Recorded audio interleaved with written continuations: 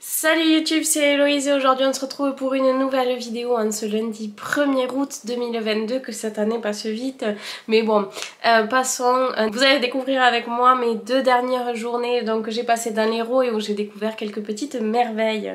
Donc le deuxième jour de marche, il est vrai que j'avais quelques petites ampoules au niveau des pieds, donc j'avoue que j'ai un peu insisté pour qu'on ne marche pas trop et qu'on aille se balader dans la région, c'est-à-dire à proximité du lac du Salagou où nous logions, donc au niveau du camping. C'est pour cette raison que nous sommes allés jusqu'au cirque de Navacelles, que je vous laisse découvrir de suite.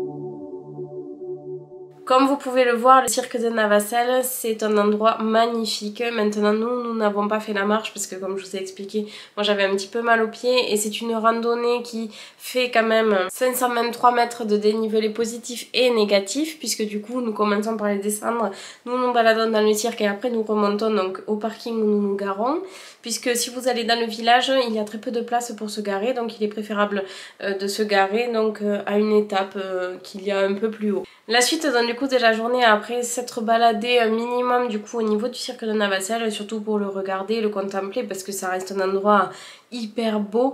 Bon, il faisait très très chaud, je vous déconseille je pense de le faire en période de forte chaleur parce que vous pouvez vite faire un malaise. Nous en tout cas nous avons continué la journée en allant à la cascade de la Vis, qui est une cascade très connue et très prisée des touristes, et où les couleurs au mois de mai, qui je pense sont à peu près similaires aujourd'hui, sont vraiment jolies et très prenantes. C'est un paysage qui est un peu envoûtant.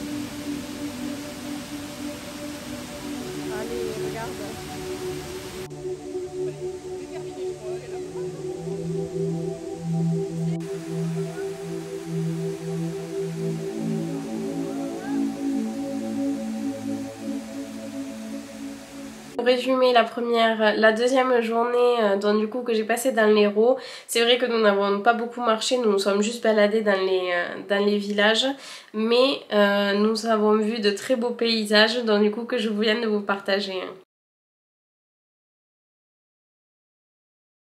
Pour cette troisième journée, du coup, nous nous sommes aventurés dans le Canyon du Diable. Cette randonnée fait à peu près 17 km et 424 mètres de dénivelé. Moi, au niveau des pieds, je me sentais bien mieux. Donc je vous avoue que je suis partie un peu plus sereine, donc du coup pour marcher, puis je m'étais un peu occupée aussi de soigner mes pieds au mieux.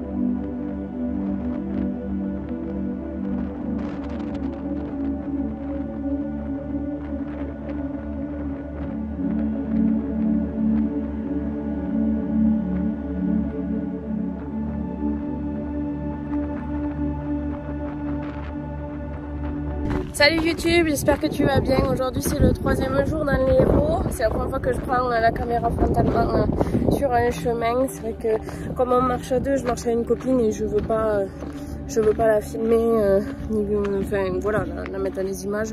Et je veux pas l'embêter avec mes vidéos. Aujourd'hui c'est une rando au niveau du Canyon du Diable dans l'Hérault, vers Saint-Saturnin-de-Lucian. Et elle fait 17 km. Alors du coup...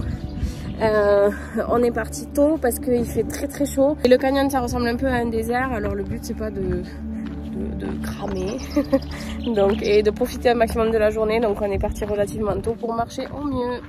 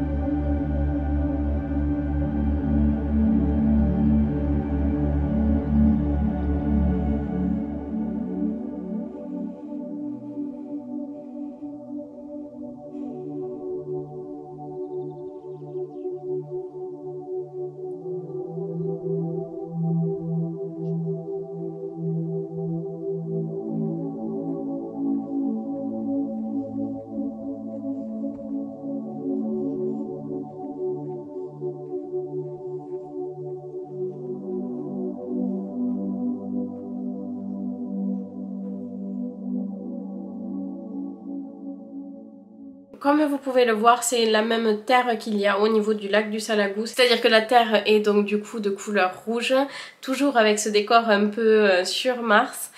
Que j'ai trouvé vraiment très beau et très dépaysant. Le canyon du Diable est lui créé aussi par l'érosion.